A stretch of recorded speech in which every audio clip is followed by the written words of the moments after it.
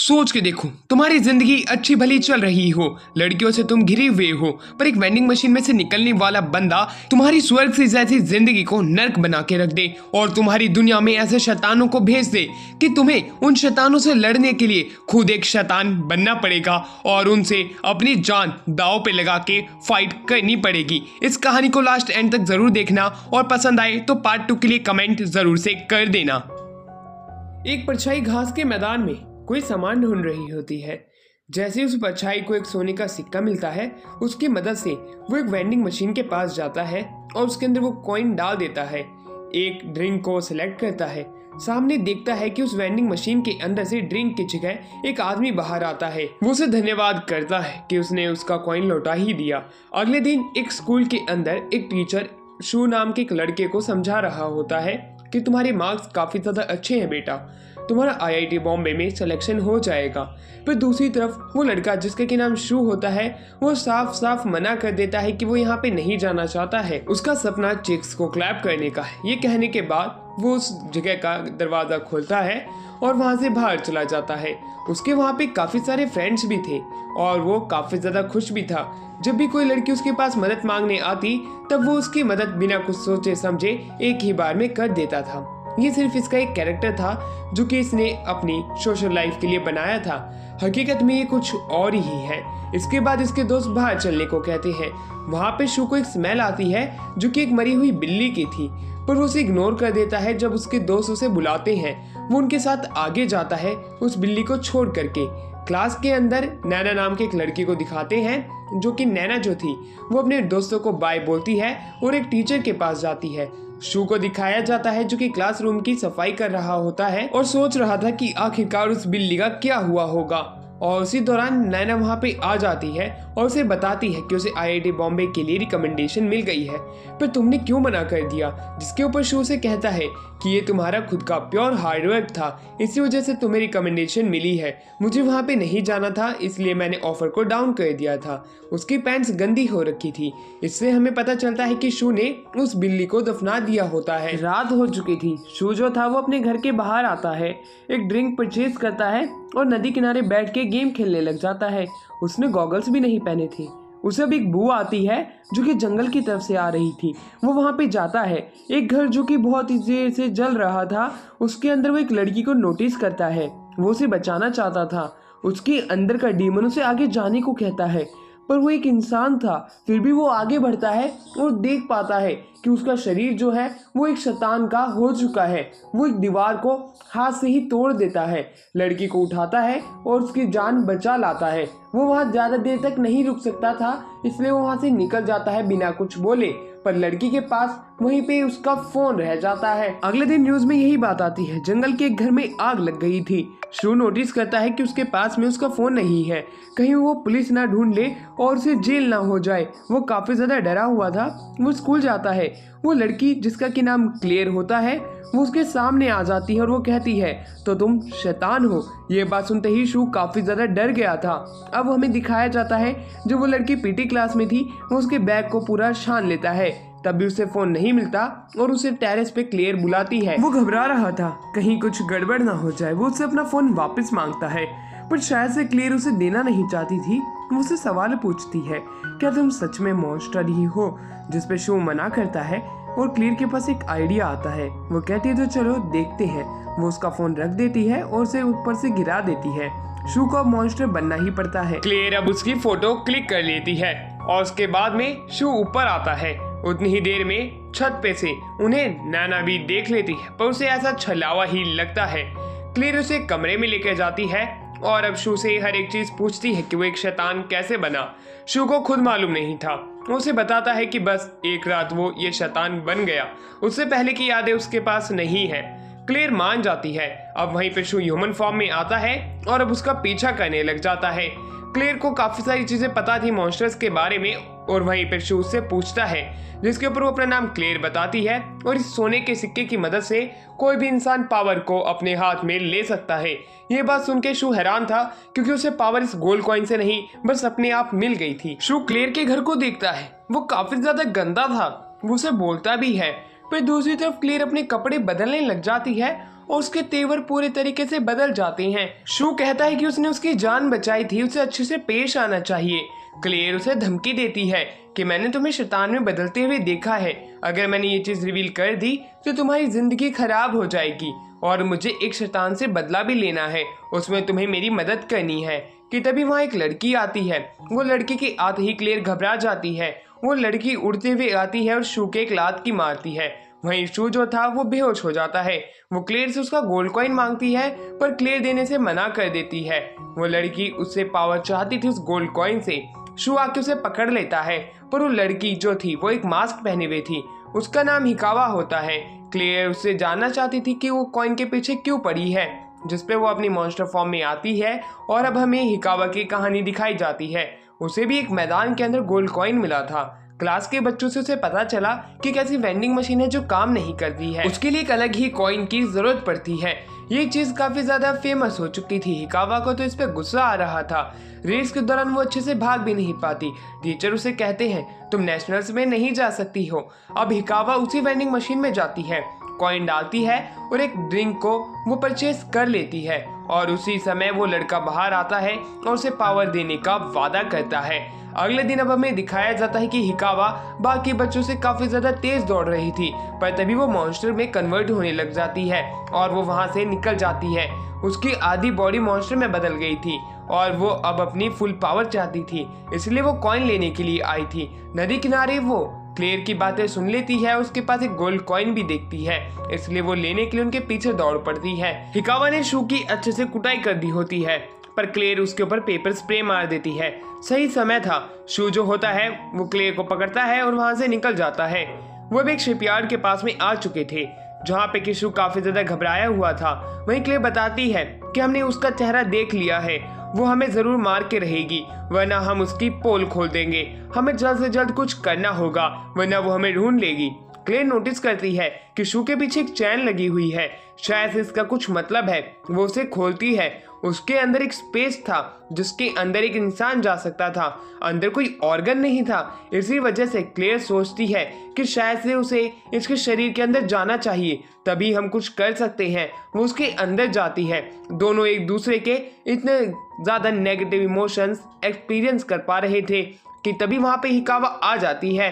हिकावा अपनी आधी monster form की मदद से वहां पे शू की काफी ज्यादा कुटाई कर देती है। शू और क्लेयर को कोऑर्डिनेशन बनाने में टाइम लग रहा था, पर दूसरी तरफ हिकावा ने तो अपना सारा गुस्सा ही इन दोनों के ऊपर निकाल दिया होता है। वो उन्हें काफी ज्यादा पीट चुकी हुई होती है। क्लेयर को गुस्सा आ जाता है। वो शू के साथ मिलके उसकी लात पकड़ लेती है, मुक्के ही मुक्के बरसाना शुरू कर देती है। उसकी टांग पकड़ के तोड़ने का बोलती भी है अगर उसे सब कुछ नहीं बताएगी। हिकावा मना कर देती है क्योंकि उसने क्लेयर की आवाज सुन ली थी। क्लेयर जो थी उसका पांव पूरे तरीके से तोड़ देती है। अब वो उसे उठाती है और गन उसके पीठ पे लगा देती है। शू उसे रोकने की कोशिश करता है पर क्लेयर ने गोली चला दी थी, वो मर चुकी थी।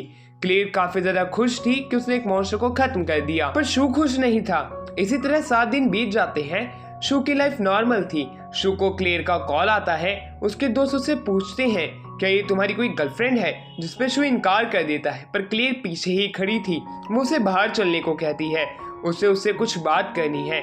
शू को अब उसके साथ में बाहर जाना पड़ता है। एक रेलवे ट्रैक के ऊपर शू से पूछता है कि तुम्हारे ऊपर कोई भी असर नहीं हुआ, उस लड़की की जान चली गई, जिसपे क्लेयर कहती है तुम्हें तो मजे आए होंगे मेरे शरीर को छू के। साथ ही में वो ये भी बताती है कि उसकी जो लाइफ थी वो उसके ऊपर ही थी।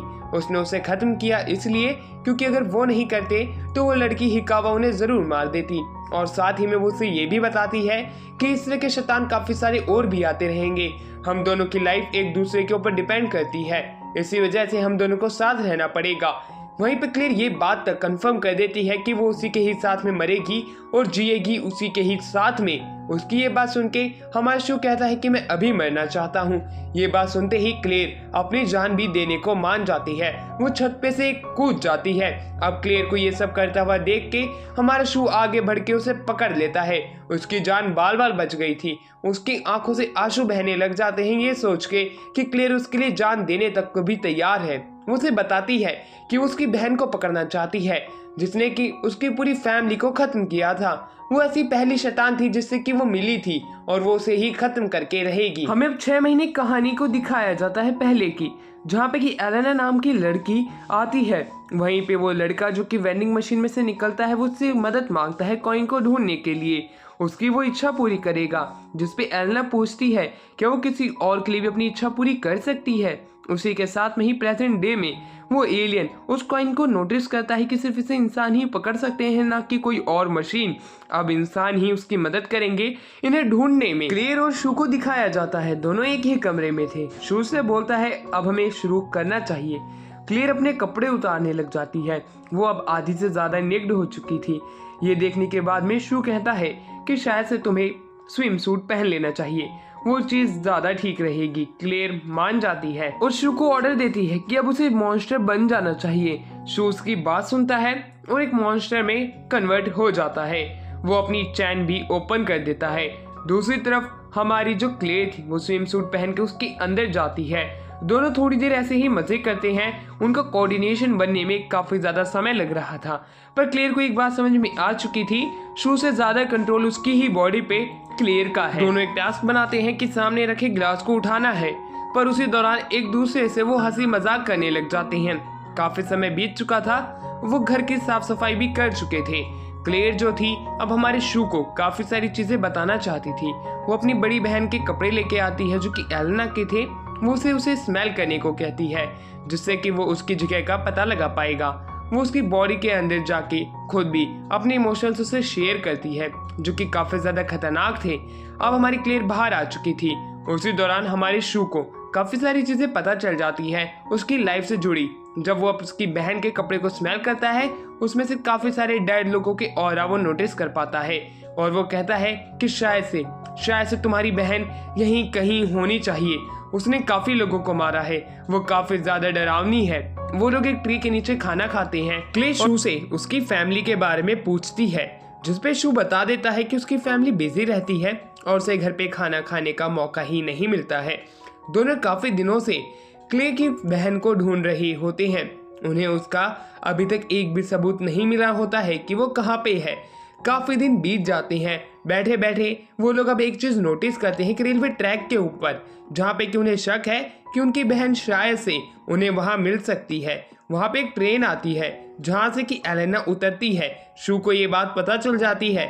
वहीं पे क्ले को लग रहा था कि वो उसकी बहन की कोई दोस्त होगी, पर ये चीज देख के वो हैरान थी कि वो एलेना है। क्ले अपनी बहन एलेना से फाइट करना चाहती थी।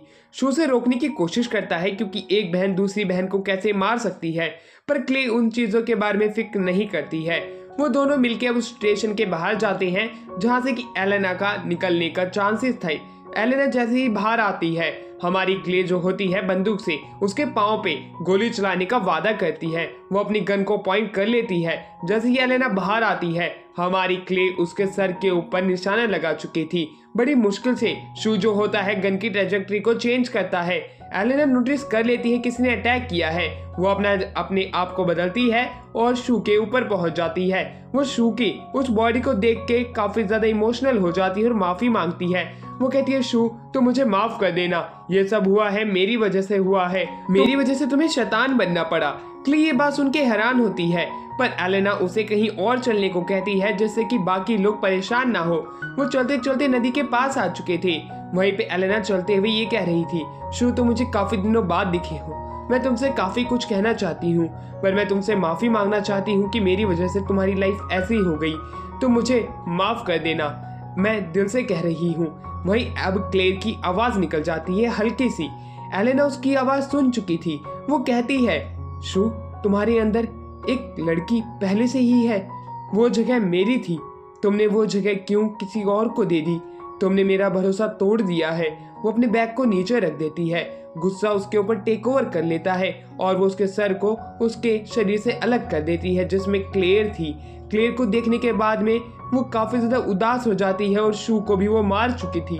वो माफी मांगती है। क्लेयर उसके ऊपर गोली चलाती है पर उसका कुछ नहीं होता। शू बड़ी ही आसानी से मर चुका था।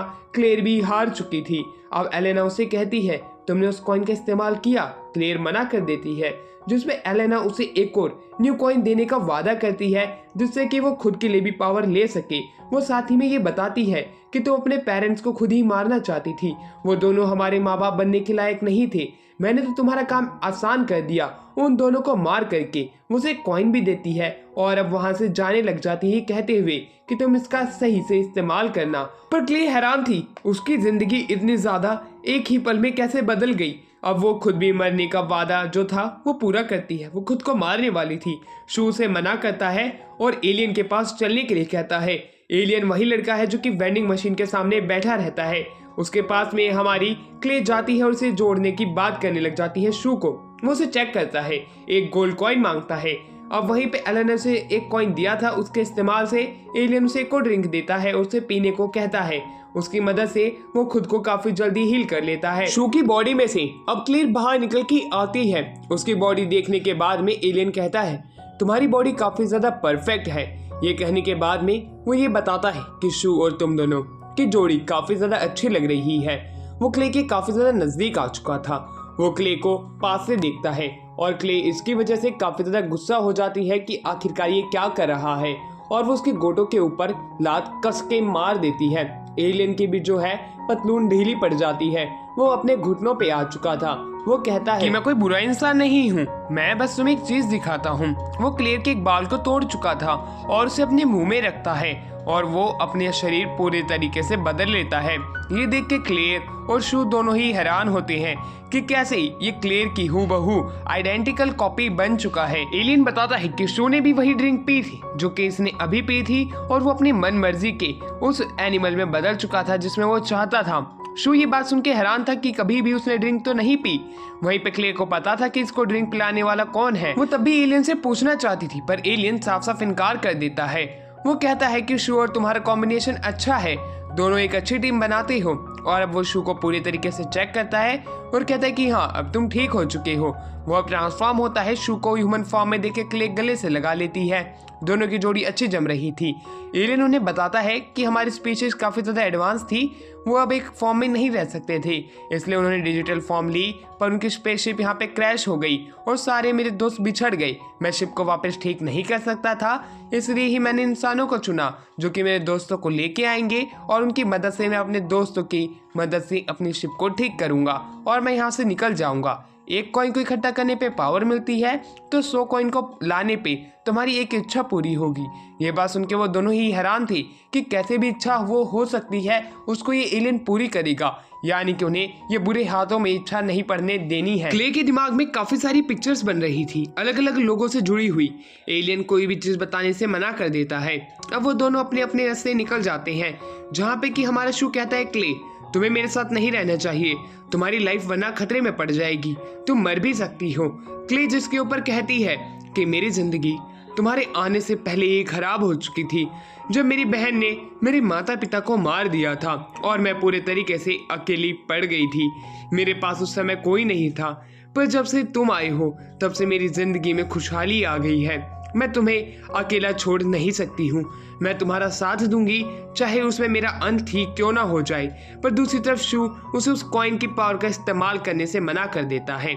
अगले दिन शू एक बंदे से टकराता है, वो बंदा उससे माफी मंगवाना चाहता था पर शू जो है उसका हाथ मोड़ देता है। पर तभी अबू का बीच में आ जाता है। अबू का उसी का ही एक दोस्त है जो कि शू को चलने के लिए कहता है। रूफ टॉप पे हमें दिखाया जाता है कि हमारा शू अकेला था। वहाँ पे नैना आ जाती है। नैना से वो पूछता है कि अगर मान लो कोई बंदा आ जाए इतना ताकतवर कि वो पूरी पृथ्वी को नष्ट कर दे, तब तुम क्या करोगी नैना। नैना उसे कहती है कि सबसे पहले तो मैं अपने परिवार वालों से मिलूंगी और फिर उस पर्सन को रोकने की अपनी पूरी कोशिश करूंगी। शू कहता है कि हाँ यही चीज हर कोई करेगा। रात के समय शू काफी सारी चीजें सोच रहा था कि मुझे किसी बुरे इंसान के हाथ में वो पावर नहीं लगने देना है, चाहे कुछ भी हो जाए। मेरे इस टाउन के अंदर क्या हो रहा है। वो जंगल की तरफ निकलते हैं जहाँ पे की स्पेसशिप हो सकती थी। यहाँ पे उन्हें और कॉइन भी मिल सकते हैं, पर शायद से यहाँ पे उन्हें और भी लोग मिल जाएंगे। एक लड़की जो कि जंगल के अंदर घूम रही थी, उसे कुछ लोग घेर लेते हैं। वो भी वहाँ पे कॉइन ढूंढने आई थी। वो लोग उसे अपनी टीम में आने को कहते हैं, पर लड़की साफ साफ इनकार कर देती है और उनसे फाइट करने को तैयार हो जाती है। पर एकदम से ही वहाँ पे काफी सारे पर्सन आ चुके थे और वो लड़की उनके सामने कुछ नहीं कर पाती है। चिड़िया उड़ चुकी थी। अब हमें एक जगह दिखाया जाता है हमारा शू को। शू कहता है कि यहाँ पे काफी सारे ताकतवर मॉन्स्टर्स भी हो सकते हैं, हमें बच के रहना होगा। वहीं पे क्ले कहती है उनके मारने से पहले ही हम उन्हें खत्म कर देंगे, जिसके ऊपर शू कहता है अगर हम सबको ही खत्म करते गए तब तो हम आखिर में खुद मारे जाएंगे, हमें एक टीम भी बनानी होगी। जिसके ऊपर हमारी क्ले मान जाती है कि सिर्फ हम उन लोगों से फाइट करेंगे जो कि लोग हमसे फाइट करना चाहेंगे। शू भी इस चीज के ऊपर मान जाता है कि ये चीज सही रहेगी। थोड़ी देर अंदर जाने के बाद शू ट्रांसफॉर्म हो जाता है क्योंकि उसे एक मॉन्स्टर की स्मेल आ रही थी।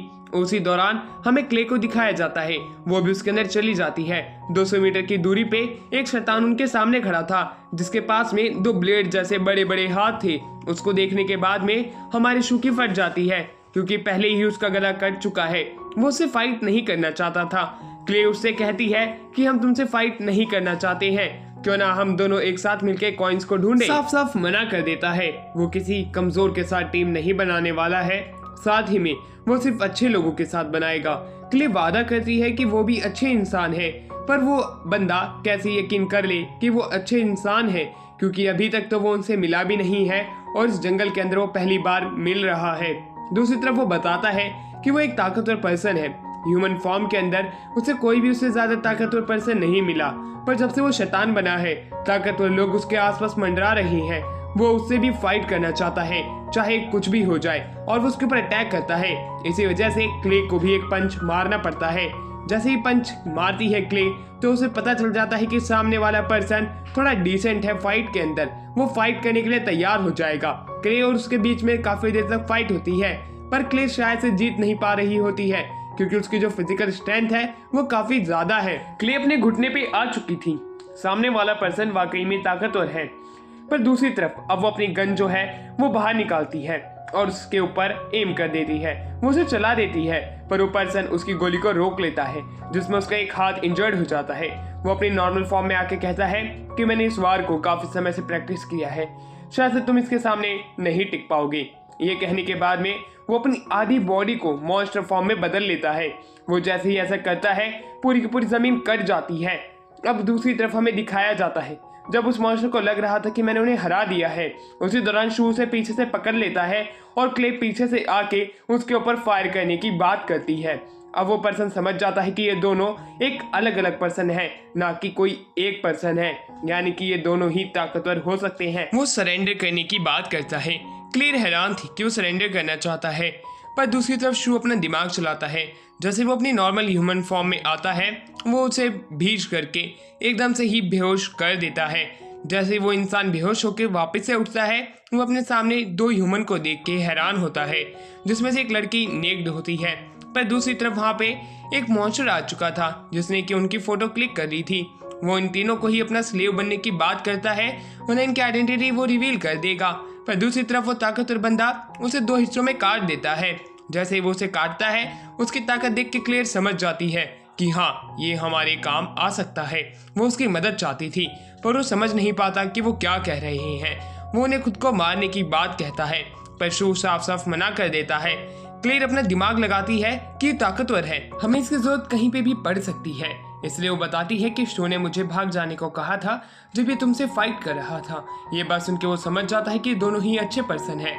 वो इनका साथ देने के लिए मान जाता है। वहीं क्ले को भी कुछ लोग मिल जाते हैं जिनके साथ वो टीम बना सकती थी। उस टीम की टीम लीडर सायाका होती है, बाकी के मेंबर्स चिहोरी, योटा और एक जो कि इनविजिबल होता है, और बाकी के लोगों का नाम इकुयुची होता है, एक का इसावा। वो इंतजार कर रहे होते हैं अपने एक और मेंबर के वहाँ पे आने का, जो कि क्लेयर होती है। क्लेयर वहाँ पे आके उन्हें हाई करती है। कुछ दिनों पहले हमारे इकुयुची के उसकी फोटो उसे उस मॉन्स्टर के फोन में से मिल गई थी। वो उससे बात करती है और एक टीम बनाने की बात करती है। इकुयुची पहले से ही एक टीम में था, इसलिए वो उसे उस टीम में ज्वाइन कराने की बात करता है। क्लेयर वहाँ पे ये बात भी करती है कि मैंने ताकतवर पर्सन को भी पूछा था, पर वो सिर्फ हमें फॉलो करेगा, ना कि किसी टीम को। उसे कुछ ऐसे लोग मिले हैं जिनके साथ वो अच्छी टीम बना सकती है, क्योंकि एलेना भी जंगल की ही तरफ है। वो उनसे मिलती है। सायाका जो होती है वो उसे कहती है हमारी टीम में आने से पहले तुम्हें एक पैक्ट को साइन करना होगा, जिसके ऊपर वो मान जाती है और वो हमारे शू से बात करती है कि हमें सबसे पहले अलग होना होगा। वो दोनों अलग हो जाते हैं। जहाँ पे कि सयाका जो थी वो उससे पूछती है क्या तुम वाकई में तैयार हो, जिसके ऊपर वो हाँ कर देती है। वो उसके पीछे जाती है और सयाका के साथ एक रूम में आ जाती है और वहीं हमारी क्ले जो थी वो उसे बताती है कि उसकी टीम में आने का सिर्फ उसका एक ही रीज़न है, क्योंकि वो किसी के बारे में जानना चाहती है। वहीं पे हमें चिहोरी को दिखाया जाता है जो कि शू से मिलती है। शुरुआत में तो वो काफ़ी ज़्यादा घबरा रही थी, पर धीरे धीरे करके वो उससे बात करने लग जाती है। इकुयुची को जलन हो रही थी। दूसरी तरफ अब हमें दिखाया जाता है क्ले को। क्ले जो होती है वो सयाका से बात कर रही थी और सयाका उससे पूछती है कि तुम किस प्रकार के पर्सन को ढूंढ रही हो जिसकी वजह से तुम एक टीम भी ज्वाइन करने को तैयार हो, जिसपे वो एलेना की फोटो सयाका को दिखा देती है। सयाका एक पल के लिए एलेना की फोटो देख के हैरान हो जाती है। वो उसे पूछती है कि आखिरकार इसने तुम्हारा क्या बिगाड़ा है, जिसपे बताती है इसने मेरी फैमिली को मारा है, ये मेरी बहन है। सयाका ये बात सुन के हैरान थी। वो उसके बारे में जानती थी, इसलिए अब हमारी क्ले के पास एक और रीज़न है उसकी टीम में आने के लिए, क्योंकि सयाका उसके बारे में तभी बताएगी जब वो उसकी टीम को ज्वाइन करेगी। उसके लिए उन्हें एक रिचुअल पूरा करना पड़ेगा। क्ले एक बेड के ऊपर लेट जाती है। वो उससे पूछती है कि उसकी पावर क्या है, जिसके ऊपर वो बताती है कि मेरी पावर किसी तरह के डीमन में बदलने की नहीं है। मैं किसी से प्यार करती थी जिसने कि मुझे धोखा दे दिया। ये बात मैंने अपने दोस्त को बताई, उसने सारी जगह ही ये बात फैला दी। उसकी लाइफ पहली जैसी नहीं रही, इसलिए उसे पावर भी ऐसी ही मिली है। क्ले तो ये देख के हैरान थी कि पावर पावर बताते हुए ये तो इसके ऊपर ही चढ़ी जा रही है। दूसरी तरफ हमें दिखाया जाता है चिहोरी को, जो कि शू के काफी ज्यादा नजदीक आ चुकी थी। चिहोरी जो होती है उससे पूछती है क्या तुम मेरा वॉलेट ढूंढने में मेरी मदद कर सकते हो, क्योंकि अगर वो किसी और के हाथ लग गया तो मेरी मुसीबत काफ़ी ज़्यादा और भी बढ़ जाएंगी। वो नहीं चाहती है कि मॉन्स्टर जैसे दिखने वाले लोग उसकी फैमिली के पीछे जाएं और उसकी फैमिली पे खतरा हो। इसलिए शू जो होता है उसकी मदद करने के लिए तैयार हो जाता है, पर एक ही शर्त पे कि अगर वो उसके साथ जाएगी तब उसे अपने ही ऊपर डिपेंड रहना पड़ेगा। दोनों बाहर आ जाते हैं, पर चिहोरी काफ़ी ज़्यादा थक जाती है। इसी वजह से अब हमारे शू को ही उसकी भी दिक्कतें संभालनी पड़ेंगी, यानी कि उसे ले जाना पड़ेगा। वो अपना मास्क हटाती है जिसमें उसके एनिमल जैसे बाल होते हैं। उसे देखने के बाद वो कहता है तुम तो आधी बीस्ट हो, जिसपे वो कहती है मैं एनिमल से प्यार करती थी पर मुझे ये नहीं पता था कि मैं एनिमल ही बन जाऊंगी। शू उसको अपने अंदर आने के लिए इनवाइट करता है, जिसपे चिहोरी कहती है तुम्हारी गर्लफ्रेंड को बुरा तो नहीं लगेगा, जिसपे वो साफ साफ इनकार कर देता है कि वो उसकी गर्लफ्रेंड नहीं है। इसलिए चिहोरी भी मान जाती है। वो अपने सारी के सारी कपड़े यानी कि हर एक कपड़े उतार देती है और शू के अंदर जाने के लिए तैयार हो जाती है। शू खुद भी ये हैरान था, पर वहीं पे इकुची हर एक चीजें अपने कैमरा में रिकॉर्ड कर रहा था। वह वापस आ चुका था। दूसरी तरफ हमें दिखाया जाता है सयाका जो होती है एक चैन बना चुकी थी। इस चैन के ऊपर उसने पैक्ट भी बना दिया होता है, अगर वो स्ट्रीम से रिलेटेड कोई भी चीज़ बाहर किसी को बताती है स्ट्रीम के अलावा तो वो उसी जगह मारी जाएगी। ये बात सुन के वो हैरान थी, क्योंकि इकुची ने तो उसे सारी चीज़ें बता दी थी, जिसपे वो कहती है नहीं उसने तुम्हें सारी चीज़ें नहीं बताई होगी, अगर वो बताता तो वो मारा जाता। वो उस पैक्ट को पहन लेती है। क्ले अब अपनी बहन के बारे में जानना चाहती थी, जिसके ऊपर सयाका बताती है कि तुम्हारी बहन एलेना और मैं एक ही क्लास में पढ़ते थे। मैं काफ़ी ज़्यादा इंट्रोवर्ट थी, मेरे ज़्यादातर दोस्त नहीं होते थे, पर दूसरी तरफ एलेना जो थी वो आगे से खुद मदद का हाथ बढ़ाती थी और उससे दोस्ती करने की बात करती थी। तुम्हारी बहन काफ़ी ज़्यादा अच्छी थी, पर मैं यकीन नहीं कर सकती हूँ कि वो अपने माँ बाप को मार सकती है। ज़रूर इसके पीछे कोई बहुत बड़ा कारण है। वहीं दूसरी तरफ हमें दिखाया जाता है कि कैसे चिहोरी जो थी वो अब हमारे शू के अंदर आ चुकी थी। इकुयुची काफी ज्यादा गुस्से में था। दूसरी तरफ हमें एलेना के टीम मेंबर्स को दिखाया जाता है, जिसमें से एक का नाम शुबारू था। उसके हाथ में चिहोरी का वॉलेट आ जाता है, जिसके ऊपर एलेना उसे आगे चलने के लिए कहती है। उसका साथी भी यही कहता है, जिसके ऊपर शुबारू को गुस्सा आ जाता है और वो उसके ऊपर अटैक कर देता है। पर बीच में एलेना के इंटरप्ट करने से शुबारू को अब और भी ज्यादा गुस्सा आ गया था। वो अब अपनी अलग से ही राह चुनेगा, वो उनसे दूर हो जाता है। वहीं अब हमारा शू जो था वो धीरे धीरे करके आगे बढ़ता है, और जैसे जैसे वो आगे बढ़ता जा रहा था वो बात करता है कि अगर कोई ताकतवर इंसान मिल गया तब उनके लिए मुसीबत हो जाएगी। चिहोरी भी यही कहती है, पर शू उसे प्रोटेक्ट करने का वादा करता है कि चाहे कुछ भी हो जाए वो इस बार अपने चाहने वालों को जरूर प्रोटेक्ट करके रहेगा। चिहोरी उसी की ही बॉडी में थी। वो हर एक उसकी मेमोरी देख पा रही थी जो कि उसने हमारी क्ले के साथ बिताई थी। उसी दौरान अब हमारे शू को एक एनर्जी का एहसास होता है जो कि काफी ज्यादा ताकतवर है, पर उसी के ही साथ में उसके पास हमारी चिहोरी का वॉलेट भी हो सकता है। वो इस बार इस एनर्जी से दूर नहीं भागना चाहता था। वहीं अब वो आगे बढ़ने लग जाता है चिहोरी के कहने पे कि अगर वो उसे वॉलेट मिल गया है तो वो उसके घर तक भी पहुंच सकता है। दूसरी तरफ हमें दिखाया जाता है कि क्ले जो है वो शू के बारे में पूछती है। किसी को कुछ नहीं पता था। योटा आगे आके उसकी मदद करने को तैयार था। उसी दौरान इकुयुची कुछ बड़बड़ा रहा था शू से रिलेटेड। वो उसे पूछती है क्या हुआ, जिस पे वो अपना कैमरा चालू करके उन्हें दिखा देता है हर एक चीज कि कैसे चिहोरी जो है वो शू के अंदर है। उसे प्रोटेक्ट करने के लिए सयाका जो थी वो उसे अपने बाकियों को साथियों को ले जाने की बात करती है और जिसके ऊपर क्लेयर मान जाती है। वो लोग अब जंगल की तरफ निकल जाते हैं जहाँ पे कि हमें दिखाया जाता है क्लेयर के साथ में योटा नाम का एक लड़का होता है। वहीं दूसरी तरफ शू जो था उस एनर्जी के पीछे भागता है जो कि एलेना की तरह ही महसूस हो रही थी। वो वायलेट भी उसी ही दिशा में था पर दो दिशा में कट चुके थे, जहाँ पे एक एलेना का था तो दूसरी तरफ वायलेट का था। वो इस बार वायलेट को सेव करने की बात करता है पर दूसरी तरफ सुबारू उसके पीछे आ चुका था। सुबारू उन दोनों को खत्म करना चाहता था, चाहे वो कोई भी क्यों ना हो। वो अपने मॉन्स्टर को समन करता है और शू को वो एकदम से ही पिचका देता है। वो उसे मार चुका था पर उसे क्या पता था अभी जिसने उसको मारा था वो वापस से जिंदा हो उठेगा। दूसरी तरफ योटा जो था वो अपनी बात करता है क्लेयर से, क्या वो उसकी गर्लफ्रेंड बनना चाहती है। क्लेयर मना कर देती है। वो योटा से पूछती है कि आखिरकार तुम इस टीम में कैसे ज्वाइन हुए और तुम बिना नकाब के क्यों घूमते हो। योटा बताता है मेरी फैमिली कोई भी नहीं है, यही लोग अब से मेरी फैमिली है। मैं इन्हें ही प्रोटेक्ट करना चाहता हूँ। मुझे पता है कि मेरे पास उतनी पावर नहीं है जितनी चाहिए होगी, पर तब भी मैं इन्हें प्रोटेक्ट करने के लिए कुछ भी करूंगा। उसकी ये बात सुन के हमारी क्ले को उसके ऊपर काफी ज्यादा भरोसा हो चुका था कि योटा काम में आने वाला पर्सन है। दूसरी तरफ वो ये भी सोचती है कि जैसे जैसे हमें ताकतवर लोग मिलते जा रहे हैं शू भी कहीं खतरे में ना हो, मुझे जल्द से जल्द उसे ढूंढना होगा चाहे कुछ भी हो जाए। वो आगे चलने लग जाती है। वहीं योटा उससे पूछता है कि शू तुम्हारा बॉयफ्रेंड है, जिसमें वो कहती है नहीं, उससे भड़के। और दूसरी तरफ हमें शू को दिखाया जाता है जिसका आधा शरीर पिचक चुका था। वहां से सुबारू जाने लगता है पर दूसरी तरफ शू वापस से अपने दोनों पांव पे खड़ा होता है। ये देख के वो हैरान था। तो दूसरी तरफ शू और चिहोरी दोनों आपस में मर्ज होने लग जाते हैं और वो एक अलग ही मॉन्स्टर में बदल जाते हैं। वहीं अब शू जो होता है चिहोरी के साथ मिलके उस लड़के के ऊपर अटैक करता है। वो लड़का जो था अपने मॉन्स्टर को समन करता है पर नैना को भी उनकी आवाज सुनाई दे गई थी। सुबारू को यकीन हो चुका था कि एक यूनिक तरह का मॉन्स्टर है, इससे फाइट करने में मजा आएगा। उसके दोनों मॉन्स्टर जो थे उसके ऊपर अटैक तो करते हैं पर शू जो था उसकी स्पीड काफी ज्यादा बढ़ गई थी और वो अब उसके पास आ चुका था। वो उसके दोनों हाथों को पकड़ता है और उन दोनों को दूर करने लग जाता है।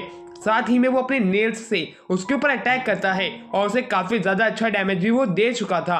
दोनों काफी ज्यादा नजदीक आ चुके थे पर एलेना की वजह से ये फाइट बीच में ही रुक जाती है। वो दोनों को रोक लेती है और उसी दौरान एलेना अपने साथी के साथ में बड़ी ही जल्दी वहां से निकल जाती है।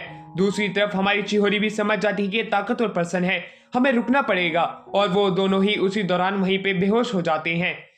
एलेना अपने साथी सुबारू के साथ निकल चुकी थी। उसने वादा किया था कि वो शू को प्रोटेक्ट करने की कोशिश करेगी चाहे कुछ भी हो जाए और वो एलियन से वही ड्रिंक लेती है और वो उसे पकड़ा देती है। ये सारी चीजें हमारा एलियन अभी सोच रहा होता है कि वो क्या कर रहे होंगे। वहीं हमारा सुबारू कहता है एलेना तुम बीच में बहुत आती हो। एलेना उससे फाइट करने को तैयार थी जिसके ऊपर सुबारू मना कर देता है। वहीं दूसरी तरफ हमें दिखाया जाता है एक सपने को जो कि और किसी का नहीं बल्कि हमारा शू का होता है। शू के पास में क्लेयर आती है, चिहोरी उसके अंदर नेक्ड थी, जहाँ पे कि हमें एक यामाटा नाम के केयर सेंटर को दिखाया जाता है जहाँ पे कि हमारा शू जाता है और खाना पकाने की बात करता है क्योंकि उसके पेरेंट्स घर पे नहीं होते हैं। बूढ़ी अम्मा उसे खुद का किचन यूज करने की बात कहती है। दूसरी तरफ जब हमारा शू सामने देखता है उसके सामने काफी सारे बच्चे थे, उतनी ही दौरान में वो उठ जाता है। क्लेयर उसके सामने थी, उससे माफी मांगता है कि वो उनसे दूर चला गया था और उन्हें मुसीबत में डाल दिया। चिहोरी उन्हें मना करती है मेरी तरफ मत देखो। तभी योटा वहाँ पे आता है और उसके कपड़े लेके आया था क्योंकि चिहोरी पूरे तरीके से ही नेक्ड होती है। जैसे वो उसे कपड़े देता है चिहोरी उन्हें पहन लेती है। अपनी टीम में आने के बाद में हमारा शू भी वो नेकलेस पहन लेता है, एक तरीका वही पैक्ट वाला चैन। उसी दौरान वो सारी कहानी बताता है कि सुबारू के हाथों मरने के बाद उसे कुछ भी चीज याद नहीं है। इकुयुची उसे की ही गलती बताता है पर योटा बीच में आके कहता है दोनों ठीक हैं, तुम्हें ज्यादा चिंता करने की जरूरत नहीं है। बीच में युसाओ आ जाता है। युसाओ कहता है शू मैंने तुम्हें पहले भी देखा है यामाटा केयर सेंटर में, तुम्हारे दोस्त सब कहाँ पे हैं। वहीं हमारे शू के तो कोई दोस्त ही नहीं है। वो बताता है वो तो अकेला था वहाँ पे। इतने में ही याटो एक और लड़की से मिलाता है जो कि इनविजिबल होती है। वो उनकी एक और साथी है जो कि उन्हीं की ही टीम में रहती है पर दिखती नहीं है। अभी लोग सारी बात करने लग जाते हैं कि हमें एक प्लान डिसाइड करना पड़ेगा कि हमें कब चलना होगा और काफ़ी सारे कॉइन्स इकट्ठा करने होंगे। दूसरी तरफ ये फाइट इतनी ज़्यादा बड़ी थी जिसमें चिहिरो और शू थे कि वहाँ पे इतना ज़्यादा नुकसान हो चुका है। हमें एक साथ रहना पड़ेगा, वरना हम में से कोई ना कोई मारा जा सकता है। हम सब एक ही साथ में इस पूरी जगह को एक्सप्लोर करेंगे, जिसके ऊपर वो सभी लोग मान जाते हैं क्योंकि उनके पास और कोई चारा भी नहीं होता है। ईसाऊ उन्हें अपनी पावर दिखाता है, एक पेड़ को बहुत ही ज्यादा ग्रो एक ही बार में कर देता है। शू और क्लेयर दोनों मिलके उस पेड़ को कुछ ही मुक्कों में तोड़ देती है। वहीं क्लेयर जो होती है वो वहां पे याटो को कहती है, क्यों ना तुम और मैं मिलके फाइट करें, देखते हैं हम में से कौन ज्यादा देर तक टिकने वाला है। जिसके ऊपर याटो साफ साफ मना कर देता है कि मुझे इन चीजों में इंटरेस्ट नहीं है। सायाका को भी ये बात पता चल जाती है कि हाँ ये लोग ताकतवर हैं। वहीं क्लेयर को दिखाया जाता है जहाँ पे चिहोरी बोलती है, क्या अगर मैं तुम्हारे बॉयफ्रेंड में गई थी, क्या तुम्हें इससे कुछ बुरा तो नहीं लगा? जिसके ऊपर क्लेयर साफ साफ इनकार कर देती है। वहीं अब वो उसे कहती है, क्या तुम सच में उसके लायक भी हो? जिस पर क्लेयर कहती है कि उसे मेरी जरूरत है, वो अच्छे से फाइट नहीं कर सकता है। वहीं दूसरी तरफ चिहोरी कहती है, तुम काफी ज्यादा निर्दयी हो, तुम उसके साथ कभी एक नहीं हो पाओगी। रात के समय हमें दिखाया जाता है कि कैसे हमारी क्लेयर जो होती है वो शू के साथ बैठ के बात कर रही होती है कि उसे आज का खाना और आज की जर्नी कैसी लगी। शू बताता है काफी ज्यादा अच्छी थी। शू घर पे जाते हुए अबुकावा को नोटिस करता है जो कि एक जानवर को दफना रहा होता है। उस पे भी वैसा ही घाव था जैसा कि बिल्ली पे था। उसके दिन काफी ज्यादा ठीक चल रहे होते हैं, पर वो अपने दोस्तों को थोड़ा बदला बदला सा नोटिस करता है और वो लोग काफी ज्यादा बदल चुके थे। उसी दौरान हमें दिखाया जाता है नाना नीचे अपनी साइकिल की चैन को ठीक कर रही थी। वो दोनों आपस में बात कर रहे होते हैं कि वहीं दूसरी तरफ इकुयुची जो होता है उनके ऊपर से फोटो क्लिक कर लेता है। ये सारी चीजें शू को भी पता होती है, इसलिए वो उसे कन्फ्रंट करने के लिए ऊपर जाता है, जहाँ पे इकुयुची कहता है कि तुम सारी लड़कियों को क्लैप करना चाहते हो, मैं जानता हूँ कि तुमने उस मॉन्स्टर को नहीं मारा है। जिस पे शू भी हाँ मैं अपना सही लाके कहते हैं, हाँ वो किसी और ने मारा था, पर हमारी ताकत इतनी है कि हम किसी को भी हरा सकते हैं। वहीं इकुयुची सिर्फ एक स्काउट का काम ही कर सकता है। इकुयुची जानता था कि वो शू जितना ताकतवर नहीं है, चाहे वो किसी की कठपुतली ही क्यों ना हो। दूसरी तरफ एलेना के पास एक कॉल आता है जो कि और किसी नहीं चिहोरी ने मिलाया था। उसे पूछती है नंबर कहाँ से मिला। चिहोरी बताती है कि उसे शू की मेमोरीज से मिला था ये नंबर। ये बात जान के वो काफी ज्यादा हैरान हो जाती है। वो अपने दोस्त शुबुरु को यहाँ पे ध्यान रखने के लिए कहती है। बाहर आके बात करती है जहाँ पे चिहोरी से बताती है कि मैं जानती हूँ कि वो जो शू की पावर है वो किसी को भी मर्ज कर सकती है और ताकतवर बना सकती है। एलेना मैं ये तक जानती हूँ कि इसमें तुम्हारी कोई गलती नहीं है, तुम शुरुआत से ही काफी ज्यादा अच्छी रही हो। एलेना उससे पूछती है कि उसे ये सब कैसे पता है, जिस पे चिहोरी उससे बताती है कि जब वो शू के साथ मर्ज हो गई थी तब उसने काफी सारी मेमोरीज देखी जो कि काली और धुंधली थी, पर जैसे ही उसने एलेना को उनके अंदर डाल के देखा तब उसे काफी सारी चीजें पता चल गई जो कि शू की ही पूरी मेमोरीज होती है। ये बात जान के एलेना काफी ज्यादा हैरान थी। चिहोरी उसे अपनी टीम में आने को कहती है, पर एलेना साफ साफ मना कर देती है क्योंकि उसके पास उसकी एक टीम है और उनके पास एक गोल है जो कि उन्हें पूरा करना है। ये कहने के बाद में वो उस कॉल को कट वहीं पे कर देती है। उसके साथी आते हैं और पूछते हैं क्या हुआ, जिस पे एलेना बताती है कोई जरूरी चीज नहीं थी, मैं जानती हूँ कि मुझे इस गैंग में क्या करना है, तुम चिंता मत करो। अगले दिन अब हमें दिखाया जाता है कि कैसे हमारी सायाका की जो पूरी टीम होती है वो जंगल के अंदर आ चुकी थी। वो काफी दिनों से कॉइन ढूंढ रही थी और कॉइन से एक मैप उन्हें पता चला जो कि सीधा एक दिशा में जा रहा है। शायद से वहीं पे उस एलियन की स्पेसशिप क्रैश हुई होगी। हमें वहीं पे जाना है जिससे कि हम और भी गोल्ड कॉइन्स को इकट्ठा कर सकते हैं। सारे के सारे साथी मान जाते हैं और अगले दिन वो उसी जगह के लिए निकल जाते हैं। सायाका उन्हें पहले ही बता देती है अगर ज्यादा ताकतवर दुश्मन मिले तो हमें भागने की ही कोशिश करनी है। अगर हमारे लायक कोई टीम मिलती है तभी हम उनसे फेस टू फेस फाइट करेंगे, चाहे कुछ भी हो जाए, क्योंकि जंगल के अंदर ताकतवर मॉन्स्टर भी मिल सकते हैं उन लोगों को। वो आगे चलते चलते एक टीम के बेस तक पहुंच जाते हैं जहां से आगे जाना मना लिखा था क्योंकि आगे स्पेसशिप का रास्ता है। इसलिए सायाका सोचती है कि हमें नदी वाले रास्ते से जाना चाहिए जहाँ पे कि हमारा स्काउट भी इसके ऊपर मान जाता है, पर दोनों पेयर नहीं मान रहे थे जो कि नए नए आए थे। इकुयुची ये बताता है कि सामने जो टीम है वो काफी ज्यादा क्रीपों से भरी हुई है, अगर हम वहां गए तो हमारे लिए मुसीबत बढ़ सकती है। इसके ऊपर बाकी के टीम मेंबर भी मान जाते हैं और वो इकुयुची के दिखाए हुए रास्ते पे चलते हैं जो कि नदी की तरफ से जा रहा था। इकुयुची पूरे के पूरे रास्ते को स्काउट कर रहा था, पर वो रास्ता काफी कठिनाइयों से भरा था। एक जगह पे इसाओ जो होता है काफी सारे वाटरमेलन उगा देता है। वो वाटरमेलन वो सभी लोग खाते हैं और जर्नी को आगे शुरू कर देते हैं। इकुयुची की इस तरह की दिलदारी देख के वो लोग हैरान थे कि वो उन्हें इस रास्ते पे लेके जा रहा है और वो इसाओ के उस फ्रूट की भी तारीफ करते हैं। इचिरो ये सोच रही होती है कि मुझे पता है कि एक पर्सन ने पहले ही 100 कॉइन इकट्ठे कर लिए हैं, क्या मुझे ये बताना चाहिए? वो लोग अपनी जर्नी को वापस से शुरू करते हैं, पर दूसरी तरफ क्लेयर उन्हें रोक लेती है कि उन्हें शायद से आगे नहीं जाना चाहिए। ये मेरे को जर्नी काफी ज्यादा आसान लग रही है। इतने खुले मैदान के अंदर उन्हें अभी तक कोई ना कोई दुश्मन मिल जाना चाहिए था, पर अभी तक उन्हें कोई भी नहीं मिला है। मुझे दाल में कुछ काला लगता है। पर दूसरी तरफ इकुयुची कहता है कि ऐसा कुछ भी नहीं है। शू सामने देखता है मादको नाम का एक पर्सन है जिसकी पूरी टीम यहाँ पे आ चुकी है। वो लोग कहते हैं ये लोग काफी ज्यादा है, हमें जल्द से जल्द कुछ करना होगा वरना हम यहाँ पे मारे जाएंगे। सायाका कुछ ही देर में भागने लग जाती है अपने साथियों के साथ में। मादको अपने एक मेंबर को आगे भेजता है जो कि उन्हें जाके रोकेगा। अब हमें वहां पे एक सेंटीपीड को दिखाया जाता है जो कि आगे उनके सामने आ चुका होता है। उन्हें रोक के वो कहता है कि तुम लोग रुक जाओ, तुम लोगों को हमारे लिए गुलामी करनी पड़ेगी और कॉइन्स को इकट्ठा करना पड़ेगा। पर दूसरी तरफ क्लेयर और शू आगे आते हैं। वहीं वो सेंटीपीड उसे पकड़ के दूर फेंक देता है और उसी दौरान वो बेहोश हो जाता है। अब वो वहां पे सायाको को पकड़ता है जो कि उनकी बॉस है और उसे मारने की धमकी देता है।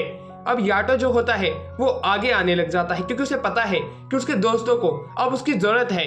अब याटो के सामने एक डेड बॉडी आती है जो कि एक लड़के की थी जो कि इन्हीं की ही तरह जंगल में आई थी, पर उनकी बात ना मानने पर उसे मार दिया गया था। उसके टीम लीडर मादको के द्वारा सभी लोग डर जाते हैं, पर याटो नहीं डरा था। याटो से अकेले ही मारने की बात करता है और वो कहता है मैं अपने दोस्तों के लिए अपनी जान भी कुर्बान करने के लिए तैयार हूँ। वो अपनी फुल पावर को अनलिश कर देता है। सायाका ये देख के काफी ज्यादा हैरान होती है कि वो उसकी मदद करने आ रहा है। दूसरी तरफ शू भी हैरान था कि एयर फ्री और लेजी पर्सन कैसे इतना ताकतवर बन सकता है। हमारा याटो अपनी फुल पावर को अनलिश कर चुका था और एक मुक्का जो होता है उस सेंटीपीड मॉन्स्टर के ऊपर मारता है और उसे एकदम से ही खत्म कर देता है। फिर भी वो उसे बहुत मारता है। सायाका बीच में आके उसे रोकती है और कहती है रुक जाओ, बस हो गया, वो खत्म हो चुका है। याटो भी अब मान जाता है। उन्हें जल्द से जल्द अब आगे बढ़ना पड़ेगा क्योंकि वहां पे मादको आ सकता है। उनकी टीम अब धीरे धीरे करके आगे जाने लग जाती है और वहां पे जाते जाते मादको को ये बात पता चल जाती है कि उसकी टीम का एक मेंबर मर चुका है। सभी लोग काफी ज्यादा गुस्से में थे। वहीं पे एक स्काउट नोटिस करता है कि वो 2 किलोमीटर दूर है, उन्हें जल्द से जल्द ये डिस्टेंस पूरा करना होगा। सभी लोग रो रहे थे, पर मादको अपना एक दांत तोड़ता है और उनके सामने रख देता है, ये कहते हुए ये जो मेरा दर्द है, इस दर्द का बदला मैं उन्हीं के ही टीम मेंबर्स को मार के लूंगा। ये मेरा तुम लोगों से वादा है और मेरे साथ चलो। ये कहने के बाद में वो उनके ऊपर अटैक करने के लिए निकल पड़ता है। इसाव जो था बड़े बड़े पेड़ उगा देता है रास्ता रोकने के लिए, पर मादको जो था वो एक बड़े से गोरिल्ला में बदल जाता है और बड़ी ही तेजी से वहां पे आके इसाव को पीट देता है। इसाव को पीटने के बाद में वो बाकी लोगों के ऊपर अटैक करने बढ़ता तो है, पर याटो बीच में आ जाता है। याटो उसके ऊपर अटैक करता है, पर याटो का पंच जो था वो उसके ऊपर कुछ भी असर नहीं करता है। वो वैसा के वैसे ही खड़ा था। याटो को समझ में आ चुका था कि वो उसे नहीं हरा सकता है। वहीं हमें दिखाया जाता है क्ले जो कि हमारे शू के अंदर जा रही थी, वो आगे जाने लगता है, पर बीच में हमारा याटो आता है जिसे इरुची रोकने की कोशिश करता है। इकुयुची की बात ना मानने की वजह से वो वापस से दूर फेंक जाता है। वो कहता है तुम मुझे कुछ यूनिक लग रही हो, तुम्हारी पावर क्या है? ये कहने के बाद उसकी जिप की तरफ अपना हाथ बढ़ाने लगता है। शू इसी चीज का फायदा उठा के अपनी गन उसके पेट पे लाके फायर करने की कोशिश करता है, पर मादको उसकी गन की दिशा को ही मोड़ देता है और उनसे उनके हाथ से वो गन छीन के चिहुरी के आगे कर देता है। चिहुरी काफी ज्यादा घबरा जाती है। शू अपनी नॉर्मल फॉर्म में आता है जिससे कि उसकी गन जो कि मोडोको के हाथ में थी वो मेल्ट हो जाती है। वो समझ नहीं पाते कि यहाँ क्या चल रहा है। काफी सारे मॉन्स्टर उन्हें घेर लेते हैं और उनसे वो कहते हैं तुम लोग मारे जाओगे, मेरा साथ दो, मेरे लिए कॉइन इकट्ठा करो, तभी मैं तुम्हें जिंदा छोड़ूंगा। पर मेरी एक और वजह है तुम लोगों को यहाँ पे रखने की कि मैं तुम में से किसी एक की बलि चाहता हूँ, क्योंकि तुमने हमारे साथी को मारने की कोशिश की है। जिसके ऊपर क्ले जो होती है वो अपना थोड़ा दिमाग चलाती है और वो कहती है अभी तुमने जो दिन 2 लोगों को पीटा था, क्या उनमें से अगर कोई मर जाएगा तो क्या वो काउंट होगा? जिसके ऊपर मादको साफ साफ इनकार कर देता है, नहीं, मुझे बलि चाहिए, तुम जिंदा लोगों में से किसी एक की। ये कहने के बाद में वो उन्हें सोचने के लिए काफी टाइम देता है और उनसे 2-3 घंटे बाद मिलने की बात करता है। ये कह के वो चला जाता है। उसकी पूरी टीम सेफ थी, याटो और इसाओ दोनों जिंदा थे। अब वो यही सोच में पड़ जाते हैं कि उन्हें किसका सेक्रीफाइस करना चाहिए, क्योंकि ये जो टीम है ये इनके अगल बगल में ही है और इनके ऊपर नजर बनाए रखी है। अगर हमने कुछ भी गलती की तो ये हम सभी को मार देंगे। बीच में हमारा इकुयुजी जो होता है वो ज्यादा दिमाग चलाता है और कहता है मैं अपना सेक्रीफाइस करने को तैयार हूँ, तुम लोग चिंता मत करो। जिसके ऊपर क्लेयर जो होती है वो कहती है तो अच्छी बात है, हमें हमारा लैम्ब मिल चुका है, अब हमारी जीत है। जिसके ऊपर अब इकुयुची को समझ में आता है कि उसने जल्दी जल्दी में कुछ गलत ही बोल दिया। वहीं पे अब हमारी क्लेयर कहती है मुझसे बोलने से पहले सोचा भी करो, कुछ भी मत बोला करो। अब बाकी के लोग जो होते हैं वो अलग अलग प्लान बनाने लग जाते हैं कि हमें उसे कैसे हराना चाहिए। अब हमें इनविजिबल पर्सन को दिखाते हैं जो कि कहता है कि तुम लोग चिंता मत करो, अगर मैं यहाँ से गायब हो जाऊं और जब उनका टीम लीडर सामने आएगा तब मैं उसे खत्म कर दूंगी, इससे कि हमारा काम काफी जल्दी ही आसान हो जाएगा जब उनका टीम लीडर मादक को मारा जाएगा। मादकों की कहानी काफी ज्यादा नॉर्मल थी, जहाँ पे वो पार्ट टाइम वर्क करता था स्कूल के साथ में भी। उसकी किस्मत जब बदलती है तब उसे जब सोने का सिक्का मिलता है और उसकी मदद से उसे पावर मिलती है और कुछ ऐसे दोस्त जो कि उसकी बात मानने को तैयार हो जाते हैं। इनविजिबल फ्रेंड के इस तरह के मिशन को सुन के वो सभी लोग हैरान थे। साया खुद के ऊपर ही डाउट करती है और क्लेयर उन्हें रुकने के लिए कहती है क्योंकि उसके पास भी एक प्लान है जो कि काफी जल्द ही सक्सेसफुल हो सकता है और उसके सक्सेसफुल होने के 100% चांसेस भी हैं। वो ईसाव के पास में जाती है और ईसाव के पास में जाते ही वो उसे एक फूल दिखाती है और कहती है ईसाव तुम्हें इन्हें उगा देना है। ईसाव उस फूल को देखता है। उस फूल को देखने के बाद में वो क्लेयर की तरफ बिल्कुल अपने ब्लैंक फेस से देखता है कि आखिरकार ये क्या करना चाहती है। वो उस फूल को लेकर जाने लग जाता है जहाँ पे कि उसे शू भी दिखता है, पर शू ये देख के हैरान था कि कैसे ईसाव का चेहरा पूरे तरीके से एकदम ही ब्लैंक पड़ा हुआ है, ये कुछ बोल क्यों नहीं रहा है। वहीं दूसरी तरफ हमारा इकुयुजी भी समझ जाता है कि ये जो प्लांट है ये पॉइजनस प्लांट है, इनसे ये लोग क्या करने वाले हैं मैं समझ नहीं पा रहा हूँ। क्लेयर जो थी वो शू को कहती है तुम चिंता मत करो, तुम्हारे लिए हर एक बुरा काम मैं करूंगी, चाहे वो लोगों को मारना ही क्यों ना हो, तुम सेफ रहो, तुम आराम से प्योर रहो। ये कहने के बाद में शू से गले लगा लेता है ये कहते हुए कि मैं भी तुम्हें प्रोटेक्ट करूंगा चाहे कुछ भी हो जाए। तुमने शुरुआत से बहुत कुछ सहा है क्लेयर, मैं तुम्हारी हमेशा ही मदद करने के लिए तैयार हूँ। ये कहने के बाद में वो सभी लोगों को इनवाइट करती है। वहीं पे हमें मादकों को दिखाया जाता है जो कि उनकी तरफ आगे बढ़ रहा था, वो भाग चुके थे। वहीं पे इकुयुची आता है जो कि उन्हें कहता है उन लोगों ने पॉइजनस प्लांट को जला दिया है, हमें जल्द से जल्द कुछ करना होगा। उस प्लांट की वजह से वहाँ पे आग लग चुकी थी, उसकी पूरी टीम सायाका की भाग रही होती है। तो दूसरी तरफ अब हमें दिखाया जाता है कि कैसे उन्होंने उन प्लांट को जला दिया होता है। वो प्लांट जो है वो काफी ज्यादा पॉइजनस है, उसके धुएं से लोग भी मर सकते हैं, पर ये धुआं काफी ज्यादा मात्रा में फैल रहा है। इकुयुची जब सी प्लान को रिवील करता है उसका सर फट जाता है और वो मारा जाता है। मागोदो जो होता है उनका पीछा करने के लिए कहता है। वहीं पर उनकी टीम मेंबर की काफी लोगों की स्पीड लो हो रही थी, इसलिए शू उन्हें पकड़ता है और बड़ी ही जल्दी उन्हें लेके भागने लग जाता है। मादकों के टीम मेंबर भी उनका पीछा कर रहे थे, पर उस पॉइजन की वजह से फैले हुए धुएं से वो लोग मरने लग जाते हैं। मादको जो था उनका पीछा इस बार नहीं करना चाहता है, उसके लिए उसके साथी ज्यादा इंपॉर्टेंट है ना कि उसके दुश्मन, इसलिए वो तागुची जो कि उसका ही एक साथी है उसको सभी लोगों को बचाने के लिए कहता है। वो सभी लोग एक दूसरे को बचाने की पूरी कोशिश कर रहे होते हैं पॉइजन से, पर ऐसा लगता नहीं है, वो सभी एक साथ मारे जाएंगे। दूर खड़ा हमारा शू ये देख रहा होता है, पर उन्हें उनके लिए कुछ भी फील नहीं हो रहा होता है। वो लोग वहां से निकल जाते हैं। वहीं पे हमारी सायाको को दिखाया जाता है जो कि कहती है मुझे अब पक्का यकीन है एलेना भी तुम्हारी तरह ही बदल गई होगी, तुमने भी कितने सारे लोगों की जान ले ली। वहीं पे हमारी क्ले कहती है अगर मैं उनकी जान नहीं लेती तो वो लोग मेरी जान ले लेते। मुझे पता चल रहा है कि एलेना इतनी ज्यादा क्यों बदल गई। इन कॉइन की मदद से हम ऐसे लोगों को रोकेंगे जो कि ताकत का गलत इस्तेमाल करते हैं। एलियन के पास में एलेना आती है। एलेना को वो एलियन बताता है कि तुम्हारी बहन जो है वो शू के साथ में है, मुझे लगता है कि वो दोनों ठीक रहे होंगे और आने वाले टाइम में भी वो लोग अच्छा करेंगे, तो उनकी चिंता मत करो। वैसे तुमने भी काफी लोगों को मारा ही होगा एलेना।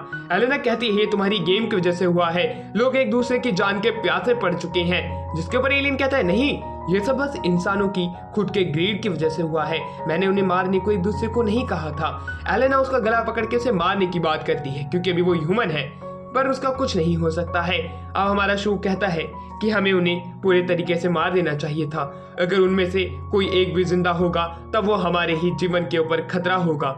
क्लेयर उसकी बात को समझ रही थी। सभी लोगों को अब इस जंगल से जल्द बाहर निकलना होगा।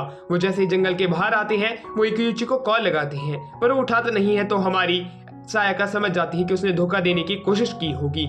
अब सायाका और इनविजिबल गर्ल बैठी हुई होती है। सायाका कहती है मेरे आइडल्स की वजह से ही काफी मेंबर्स मारे गए हैं और काफी लोग भी, जिसपे इनविजिबल गर्ल उसे सहारा देते हुए कहती है तुम चिंता मत करो। वहीं पे ईसाओ भी काफी ज्यादा दुखी था, याटो के साथ में रो रहा था कि मेरे अगर ताकतवर होता तो मैं सभी को बचा लेता, मैं ताकतवर क्यों नहीं हूँ। वहीं दूसरी तरफ हमें दिखाया जाता है कि कैसे हमारी क्ले और शू आगे जा रहे होते हैं नदी किनारे। शू कहता है कि क्ले तुम्हें पीछे हट जाना चाहिए, यह जगह काफी ज्यादा खतरनाक है, तुम मर भी सकती हो। तुम्हें अभी भी सोचना चाहिए। क्ले उसे गले लगा लेती है और कहती है तुम ही मेरे सब कुछ हो, मैं जीऊंगी भी तुम्हारे साथ और मरूंगी भी तुम्हारे साथ। ये कहने के बाद में वो उसके साथ जर्नी पूरी करने की बात करती है, पर उससे पहले उन्हें एक साथ एक मूवी देखनी पड़ेगी जो कि वो डिसाइड करेगी और उसे उसके घर चलने को कहती है। और उसके घर पे जब वो लोग आते हैं, हमारी क्ले नोटिस करती है कि कैसे काफी सारे लोग जो हैं स्कूल के अंदर बदले बदले लग रहे हैं। चिहोरी जो होती है वो कहती है अभी हमारी लाइफ काफी ज्यादा नॉर्मल है, पर आने वाले टाइम में काफी ज्यादा बदल जाएगी। हमें लोगों को रोकना होगा जो कि बुरा इस दुनिया का सोचते हैं और जिनके पास कॉइन है। वहीं दूसरी तरफ वो अपनी जान भी मुश्किल में नहीं डाल सकते हैं। शू से कहता है कि उन्हें ऐसे मिलना रोकना पड़ेगा। वहीं दूसरी तरफ हमारा शू नोटिस करता है कि उसका एक साथी स्कूल अटेंड नहीं कर रहा है जो कि अबुका होता है। अबुका के बारे में अभी तक किसी को नहीं पता है कि वो कहाँ है। और कुछ दिनों बाद उसे एक न्यूज मिलती है कि अबुका की डेड बॉडी जो है नदी किनारे मिली है। इससे कि हमारा शू समझ जाता है कि उसका साथी भी उस मोडोको की ही टीम में था जो कि पॉइजन की वजह से मारे गए थे उस जंगल के अंदर। वो काफी ज्यादा दुखी हो जाता है। वहीं अब वो एलियन के पास आता है, कहता है तुम्हारी वजह से लोग मारे जा रहे हैं, तुम्हें कुछ करना होगा। जिसके ऊपर एलियन कहता है तुम चिंता मत करो, मैं तुम्हारी पावर तुमसे लेकर के तुम्हें एक इंसान बना दूंगा, तुम्हें फाइट करने की कोई जरूरत नहीं होगी। शू सोचने लग जाता है कि मैं जिस भी लोग से मिला था वो सभी लोग इस दुनिया को बचाना चाहते हैं। ये एलियन जो है हम इंसानों को एक एंटरटेनमेंट सोर्स की तरह लेते हैं। मुझे इस फाइट को रोकना पड़ेगा जो कि अब एक ब्लडी गेम बन चुकी है, चाहे कुछ भी क्यों ना हो जाए। और शू से वादा करता है एलियन से कि वो इस गेम को रोक देगा चाहे कुछ भी क्यों ना हो। एलियन कहता है तुम अभी तक बदले नहीं हो, तुम पहले जैसे ही हो। शू को समझ में नहीं आता और वो वहां से निकल जाता है। जाते जाते वो सोच में पड़ जाता है और उसी दौरान वो जंक यार्ड की तरफ आ जाता है। उसका पीछे एक पर्सन कर रहा था, शू से बाहर आने को कहता है। वो तागुची होता है, वो उसे बदला लेने आया था क्योंकि उसके साथी उसी के ही वजह से मारे गए थे। वो क्लेयर की लोकेशन पूछता है पर वो मना कर देता है कि उस फ्लावर को जलाने में सिर्फ उसका ही हाथ था, ना कि क्लेयर का था। इसी वजह से तागुची को जो है अब उससे फाइट करनी पड़ेगी, ना कि क्लेयर से फाइट करनी पड़ेगी। हमारे क्ले की बचाने के लिए शू से फाइट करता है और उसे हरा भी देता है। वो इस बात के दुख में था कि उसका भी एक साथी उनके साथ में मारा गया था। वहीं पे क्ले का फोन आता है और उसे पूछती कि वो कहाँ पे है। शू कहता है तुम चिंता मत करो क्ले, मैं सब कुछ ठीक कर दूंगा। और वो तागुची को एक गोली मार देता है। अब उसी के ही बाद में हमें एक फ्लैशबैक दिखाया जाता है। उस फ्लैशबैक के अंदर हानो का नाम की एक लड़की पहली बार एलियन से मिली थी। एलियन उसे अपनी सारी कहानी बताता है और ये भी बताता है कि वो अपने दोस्तों को ढूंढना नहीं चाहता। पर हानो का उससे कहती है तुम चिंता मत करो, मेरे काफी सारे दोस्त हैं जो कि तुम्हारी मदद करने के लिए तैयार हो जाएंगे और तुम्हारे दोस्त को भी ढूंढ लेंगे। जिसके ऊपर वो एलियन उसकी हर एक इच्छा पूरी करने का वादा करता है, जिसमें वो कहती है तुम मेरी इच्छा पूरी मत करो, मेरे दोस्तों की कर देना, मैं उन्हें लेके आऊंगी जो कि तुम्हारी मदद करेंगे। ये बात सुन के वो एलियन काफी ज्यादा खुश होता है। और उसी दौरान अब काफी टाइम बीत जाता है। एलियन सोच रहा था कि वो सभी लोग अब कहाँ पे हैं। वही तस्वीर और हानो का, जहाँ पे कि हमें दिखाया जाता है कि कैसे हानोका ने उसे अपने साथियों की तस्वीर भी दिखाई थी जिसमें शू और हमारी एलेना थी। अब दूसरी तरफ काफी सारे और भी लोग स्पेसशिप के काफी नजदीक आ जाते हैं, पर वहाँ पे एक लड़का था जो कि उन सभी को रुकने की बात करता है। वो उनके जान बख्श देगा अगर वो चले जाते हैं, पर उन्हें अपने नंबर्स पे ज्यादा भरोसा था। वो उसे फाइट करने के लिए आगे जाते हैं, पर जैसे वो उसके पास पहुंचते हैं वो लड़का एक सोल को समन कर देता है।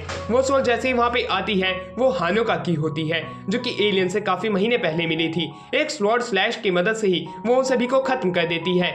अब हमें इसकी कहानी बताई जाएगी इस जुर्म की जिसकी वजह से ये पूरी ही दुनिया खतरे में है।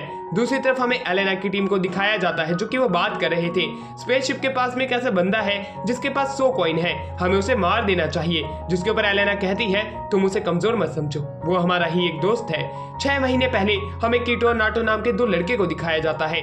नाटो बताता है आओकी के बिहेवियर में काफी सारे चेंजेस आ चुके हैं। कीटो ये बात सुन के हैरान था कि आखिरकार कैसे ये हो सकता है। और उसी के ही बाद हमें बताया जाता है ये जितने भी लोग थे जैसे कि कीटो हो गया, नाटो हो गया, एलेना हो गई, आयोकी हो गई और हानोका, ये सभी लोग एक ही क्रैम्प स्कूल को अटेंड करते थे जो कि यामाटा था। और उस क्रैम्प स्कूल के अंदर ये सभी लोग दोस्त थे और ये सभी लोग एक दूसरे के ऊपर काफी ज्यादा भरोसा रखते थे। जिसमें हमें शू को भी दिखाया जाता है। इनकी लाइफ काफी ज्यादा अच्छी चल रही थी। इनके पेरेंट्स जॉब वाले थे इसलिए इनका ध्यान रखने के लिए कोई नहीं था, पर ये समय समय पे मीटिंग करते रहते हैं और एक दूसरे से मिलते रहते हैं। अगले दिन इनकी मीटिंग पॉइंट एक जगह पे होती है जहाँ पे आइको आता है, नाटो आती है, शू आता है, एलेना आती है। ये सभी हानुका के बारे में बात करते हैं कि उसके साथ क्या हुआ, क्योंकि कीटो जानना चाहता था। नाटो से बताता है कि उसके पापा की डेथ हो गई और उसी के ही बाद से वो गायब हो गई। हमारा कीटो उसके बारे में जानना चाहता था कि आखिरकार वो कहाँ गई, कहाँ वो डिस्पेयर हो गई, पर आइको मना कर देती है कहते हुए कि हमें कैरोके चलना चाहिए और सभी लोग उसकी बात मान जाते हैं। कीटो जो होता है वो ऐसा नहीं चाहता था। वो हानुका के बारे में पता करता है और वो उसके एक रिलेटिव के घर पे जाता है, पर वो वहां से भी गायब हो चुकी थी, ये बात उसे पता चलती है। वहीं कीटो ये बात नोटिस करता है कि आइको अपनी लटें वैसे ही उलझा रही थी जैसे कि हानुका सुलझाती है। उसके बारे में वो जानना चाहता था। आइको का पीछा करता है, वो एलियन से मिलता है। एलियन से बात करने के बाद में वो अपने दोस्तों को बुलाता है। उससे ये बात पता चलती है कि हानुका ने खुद की पर्सनैलिटी नहीं, पूरी बॉडी ही चेंज कर ली है। वो अब एक हानुका जो है वो आइको के शरीर में आ चुकी है और वो उसी की ही लाइफ जी रही है।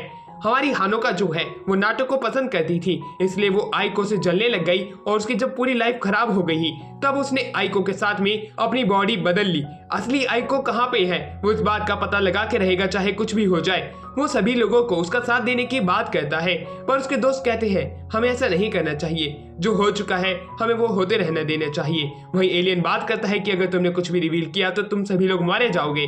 वो लोग वैसे ही घबराए हुए थे, इसलिए वो कीटो की मदद नहीं कर सकते थे। कीटो पूरा अकेला पड़ चुका था, अब उसे ये बुद्धि खुद ही सुलझानी पड़ेगी, इसलिए वो अकेला ही निकल जाता है। वो आइको का पीछा करता है। वो यामाटा क्रैम स्कूल के पास में आ चुकी थी, वो एक जगह पे बैठी हुई थी। अब हमारा कीटो जो था उसके पीछे जाता और कहता है अच्छा आइको को तुमने यही मारा था, क्या आइको वापस से आ सकती है? हानुका जिसमें वो मना कर देती है। इसलिए कीटो जो होता है वो एक धागा बाहर निकालता है और उस धागे से वो आइको के गले को बड़ी ही टाइट से पकड़ लेता है। आइको जो होती है उसे समझ में नहीं आ रहा होता है कि कीटो आखिरकार ये क्या कर रहा है। वही कीटो को भी कुछ भी नहीं पता था। वो उस समय काफी ज्यादा रेज में था और उस रेज के अंदर में वो हानुका को खत्म कर देता है। कुछ समय बाद हमें कीटो और नाओटो को दिखाया जाता है। नाओटो बताता है कि मुझे आइको का एक डेथ नोट मिला था जिसके अंदर उसने लिखा था कि उसे कांस्टेंट बुली किया जा रहा था, इसलिए उसने अपनी जान ले ली। ये बात सुन के कीटो की जिंदगी पूरी तरीके से बदल जाती है कि उसने हानुका को क्यों मार दिया। हानुका को मरने की बात उसे बताता है एलियन। वहीं पे उसे बात पता चलती है कि कैसे हानुका उसके पास आई थी, जो कि अपनी एक मरी हुई दोस्त का रूप लेना चाहती थी। उसे कांस्टेंट बुली किया जा रहा था उसकी क्लास में। इस चीज को वो नहीं सह पाई और उसने खुदकुशी कर ली। जब उसने ये देखा कि उसकी दोस्त मर चुकी है, पर उसकी वैल्यू हानुका से ज्यादा होती थी उसके फ्रेंड ग्रुप में, इसलिए वो अपने पूरे फ्रेंड ग्रुप को डिप्रेस नहीं देखना चाहती थी, इसलिए वो आइको का रूप लेना चाहती थी। और वहीं दूसरी तरफ हमें दिखाया जाता है कि कैसे कीटो की जिंदगी पूरी बदल चुकी थी। कीटो डिप्रेस रह चुका था क्योंकि उसने अपने ही एक दोस्त की जान ले ली थी जो कि थी हानुका, और हानुका की जान उसने एक गलत फहमी में ली थी। इसमें उसी की ही गलती है। वो बात करने लग जाता है उसे वापस लाने की। वो एक कॉइन से सभी को यहाँ से मिट जाने की बात करता है और उसी के ही बाद से वो गायब हो चुका था। वहीं पे हमें शू को दिखाया जाता है। शू कहता है अब हमें शायद से अपने आप को बीच में लाना पड़ेगा, क्योंकि नदी किनारे हानुका की स्पिरिट जिस किसी से सवाल पूछती थी और उसको जवाब नहीं दे पाता था तो वो उसे वहीं से डिसइंटीग्रेट कर देती थी। अब हमारा कीटो भी यहाँ से गायब हो चुका है। हमें उन दोनों को ही वापस लाना पड़ेगा चाहे कुछ भी हो जाए। हमें इस डायरी गेम को बंद करना पड़ेगा। इसके अंदर मैं आगे जाऊंगा, तुम लोगों को कुछ भी करने की जरूरत नहीं है।